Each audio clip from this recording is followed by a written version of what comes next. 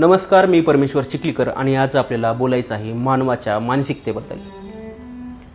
खरं तर मानवाच्या म्हणण्याच्या ऐवजी प्राण्याच्या म्हणलं तर बरं होईल, कारण माणसं तर असं वागत नाहीत.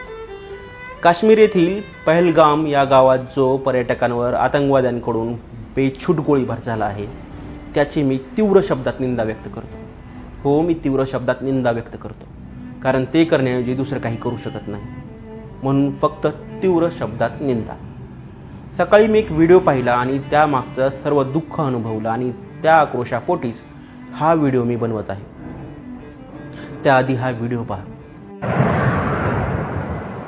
चलो मरे तू भी करता है यार. ये देख ना. पागला हो जहांगीर, तू तो निकलना यार. मैंने खुदाया कहाँ पे है आपका बेटा? कहाँ पे है? कोई बात नहीं, अपने आप बोले ना मुझे. पर थी, क्या बोलते भेलपुरी खाड़ी से मेरा पति साइड में था. एक इंसान है, उसने उसको गोली मार दी. यहाँ पे उसने बोला कि ये शायद मुस्लिम नहीं है, उसने उसको गोली मार दी. नहीं आप टेंशन मत लो. अब बेटा आप यहाँ पे रहो, हम साथ में. मैडम, ये जो भीड़ सब है प्रेसिडेंट, आप टेंशन मत लो. मेरे पति को बचा लो. हम बचा देगा, कोई बात नहीं. बेहतर फोन भगवान के लिए बचा. आराम से बैठो. फायरिंग कर रहे हैं वो लोग. हाँ, फायरिंग कर रहे हैं. ये चोट है मेरे बाजू में बगल में था. क्या? ब्लड कहीं लगा चोट क्या बेटा? अच्छा ठीक बैठो, मैं पट्टी करता हूँ आपको.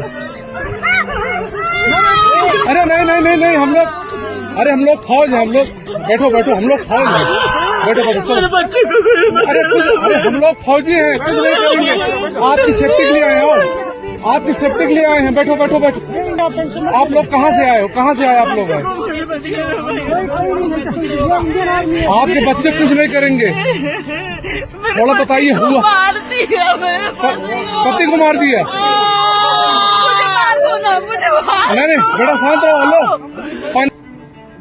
या स्त्रीच्या नवऱ्याला जेव्हा आतंकवाद्यांकडून मारण्यात आलं, तेव्हा ती आतंकवाद्यांना म्हणत होती, मला पण मारा.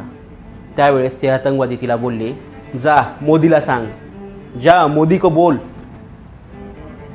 ज्यावेळेस एका बायकोसमोर तिच्या नवऱ्याला गोळ्या घालून मारलं जातं, त्यावेळेस त्या बायकोच्या काय भावना असतील याचा एकदा विचार करून बघा. ज्यावेळेस एका आईसमोर तिच्या लहान मुलाला मारलं जातं, तेव्हा ती आई किती हतबल असेल. या आतंकवाद्यांना भावना नसतील का? यांना आईची माया माहिती नसेल का? यांनी कधी कोणावर प्रेम केले नसेल का? यांना दुसऱ्याच्या दुःखाचे काही देणे घेणे कसे काय नसेल? जर हे असंच वागत असतील तर यांना सुधारण्याची दुसरी संधी दिली जाऊ नये. यांना गोळ्या घालणे हाच एक पर्याय.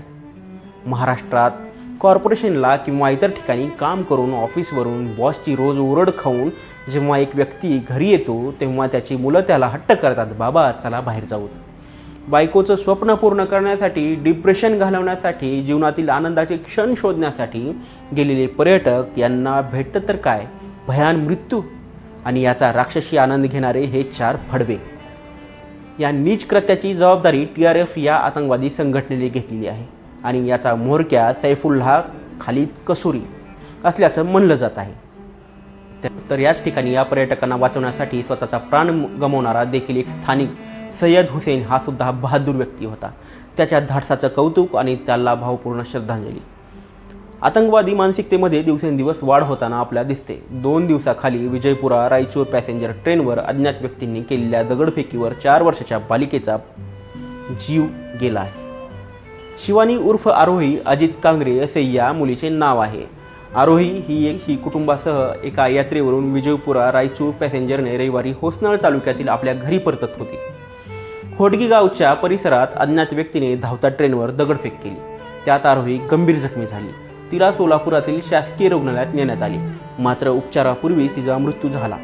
टिकेकरवाडी हे लहानसे रेल्वे स्थानक सोलापूर शहराच्या नजीक आहे. कर्नाटकातून असलेली विजयपुरा रायचूर पॅसेंजर ट्रेन टिकेकरवाडी स्थानकावरून निघाली. यावेळी आरोही खिडकीच्या जवळ बसली होती. अज्ञात व्यक्तीने बाहेरून फेकलेला दगड थेट आरोहीच्या डोक्यावर येऊन आदळला. दगडाचा जोर एवढा होता की आरोही गंभीर जखमी झाली. तिच्या डोक्यातून भळाभळा रक्त वाहू लागली. हे पाहून तिचे आईवडील खूप घाबरले. ए पप्पा असं आरोही म्हणत होती. त्यावेळेस त्या बापाच्या काय भावना असतील हे फक्त एक बापच जाणू शकतो. माझा जीव गेला असता तरी चाललं असतं, असा आक्रोश करत आरोहीचे वडील रडत होते. हे पाहून रुग्णालयातील उपस्थित आणि डॉक्टरांनाही अश्रू अनावर झाले. हे दगड मारणारे कोण, हे गोळ्या घालणारे कोण, यांना मानवी समाजात राहण्याचा काय अधिकार? आपण बातम्या पाहत असतो, एखादा वाघ किंवा बिबट्या सुद्धा आपल्या पोटाची भूक शमवण्यासाठी इतरांची शिकार करत असतो. पण हे कर्मदरिद्री भडवे टाइमपास म्हणून रेल्वेवर दगड मारतात, किंवा हे आतंकवादी निष्पाप आणि निशस्त्र लोकांना मारून स्वतःला मिरवत असतील. खरं तर हे बुजदिल, लपून वार करणारे भिकार चोट, जीवनात कुठली ध्येय यांना नसतात, म्हणून अशा ध्येय नसणाऱ्या आणि समाजाला घातक असणाऱ्या प्रवृत्ती समूळ नष्ट केल्याशिवाय या निष्पाप जीवांना खरी श्रद्धांजली भेटणार नाही. धन्यवाद.